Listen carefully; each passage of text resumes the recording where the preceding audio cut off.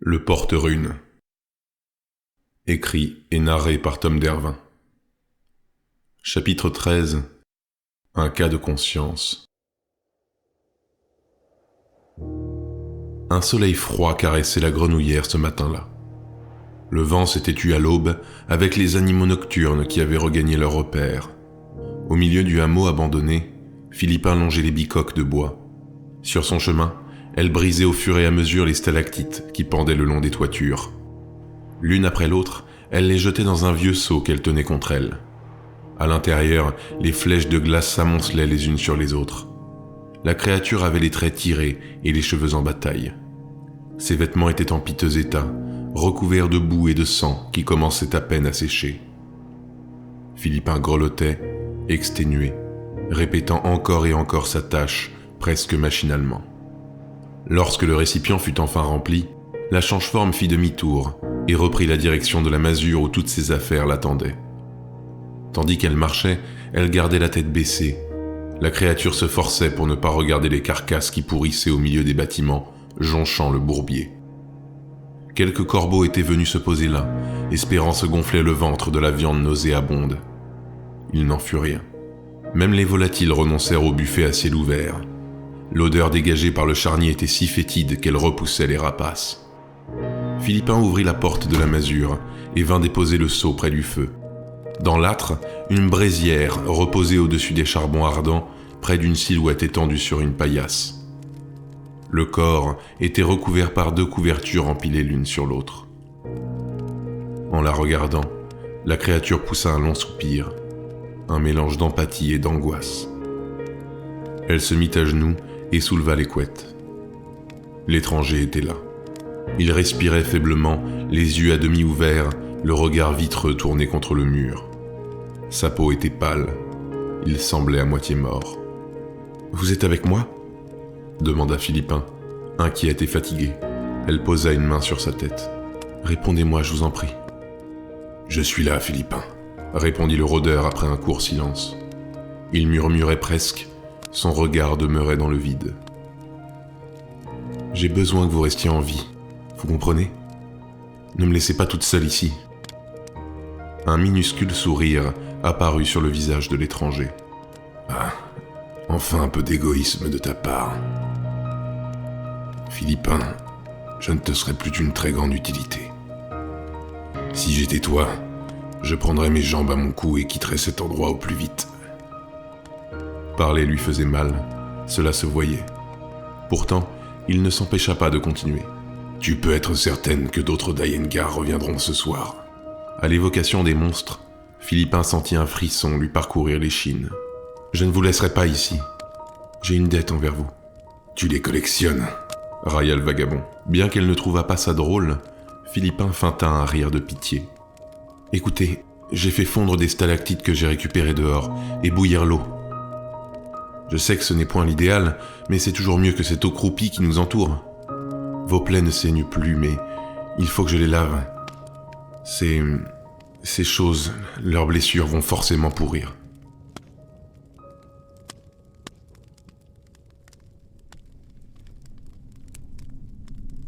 « Écoute, si tu t'acharnes à me sortir de là, tout ce que tu vas m'offrir, c'est une lente agonie. Il n'y a pas un médecin à des lieux à la ronde. Et tu ne me sortiras plus de cette merde. » L'étranger marqua une pause avant de reprendre, pesant chacun de ses mots. « C'est comme ça que le monde fonctionne, Philippin.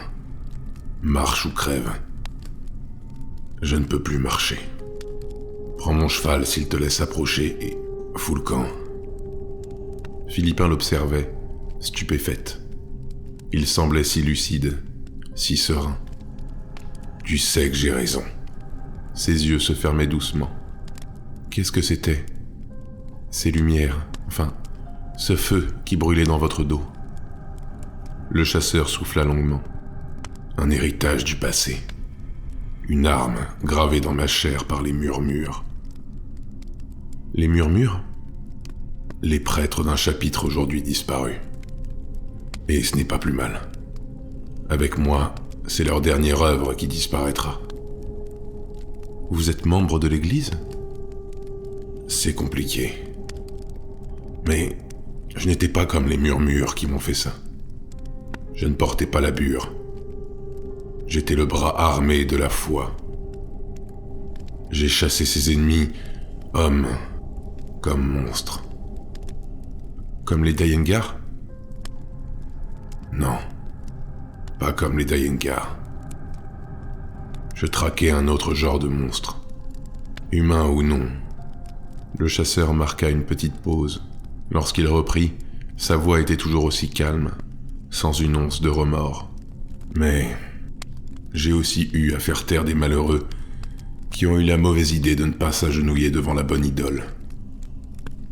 J'ai vu beaucoup de choses durant ces années. Des choses qui te feraient perdre la foi en ce monde philippin. Et j'ai participé à la majorité d'entre elles. La voix du rôdeur faiblissait encore. Ne t'en fais pas, Philippin. Ces paroles n'étaient plus que des chuchotements. Tu n'abandonnes pas un innocent. Le vagabond perdit connaissance, laissant la change-forme toute seule. Prise par ses émotions, Philippin quitta la maison pour prendre un bol d'air frais. À peine la porte fut-elle ouverte que les exhalaisons du charnier lui prirent le nez. Elle se mit à trembler, conquise par l'angoisse, obligée de s'asseoir, les nerfs à vif. La change-forme ferma les yeux, les paumes pressées contre ses prunelles. Elle se concentrait sur sa respiration, tâchant de retrouver son calme, d'oublier où elle était. Si elle restait ici, elle courait droit à la mort. Prendre l'étranger allait la ralentir, peut-être même lui faire prendre plus de risques. Elle chassa ses pensées égoïstes. Philippin n'en revenait pas de réfléchir ainsi, elle qui s'était toujours efforcée de rendre ce monde meilleur par ses actes. Elle pensait à l'homme brisé, étendu là, dans la bicoque derrière elle. Bien sûr, elle éprouvait une certaine pitié pour lui, mais elle le voyait également avec un œil nouveau, plus dur, plus méprisant. Lorsqu'il parlait, elle sentait cette haine qui habitait le rôdeur, son dégoût pour l'âme humaine, son indifférence vis-à-vis de sa propre condition. Ce tourbillon d'émotions la frappait de plein fouet, lui faisant naître une boule qui lui serrait la gorge. Comment quelqu'un comme lui, coupable d'actes si horribles, pouvait-il encore regarder ses pairs avec des yeux si habités par le mépris ? Quelle excuse lui trouver ? Comment s'empêcher de ressentir de la colère, du dédain pour ce tueur, qui même au crépuscule de sa vie, ne manifestait pas le moindre remords ?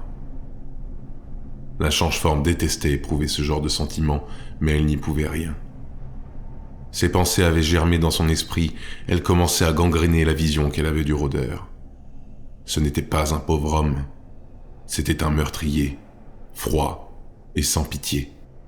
Et puis, elle savait bien qu'aujourd'hui, s'il ne restait que si peu d'autres créatures comme elle, c'était aussi à cause des hommes comme lui.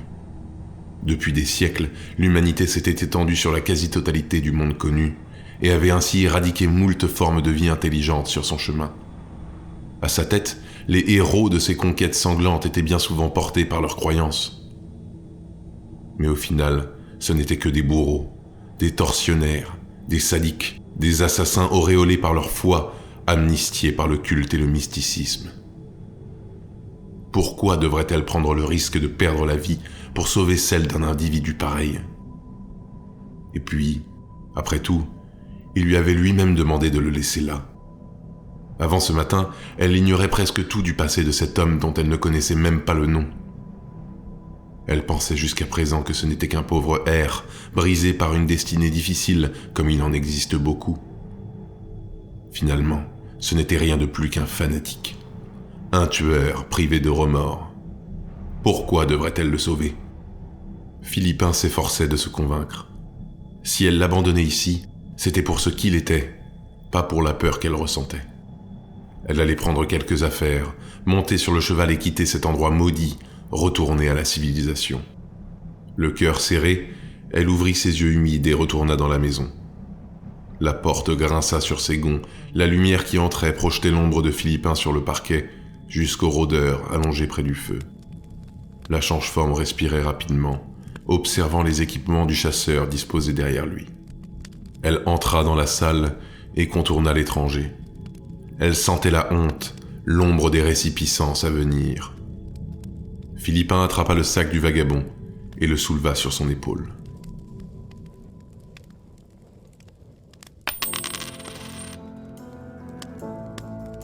Elle sursauta lorsqu'un tintement métallique se fit entendre. Un bijou venait de tomber sur le sol, un médaillon à clapet, accroché à une fine chaîne d'anneaux d'acier. La change-forme attrapa le bibelot. Le métal était usé, régulièrement astiqué et nettoyé. Philippin appuya sur la jonction du collier qui s'entr'ouvrit légèrement. Elle prit un instant pour regarder le voyageur, toujours inconscient, avant de plonger ses yeux à l'intérieur du pendentif. À Viviane. Signé J. L'inscription était gravée dans l'acier, juste en dessous d'un minuscule portrait. Il représentait une femme aux cheveux noirs de jais et à la peau d'albâtre.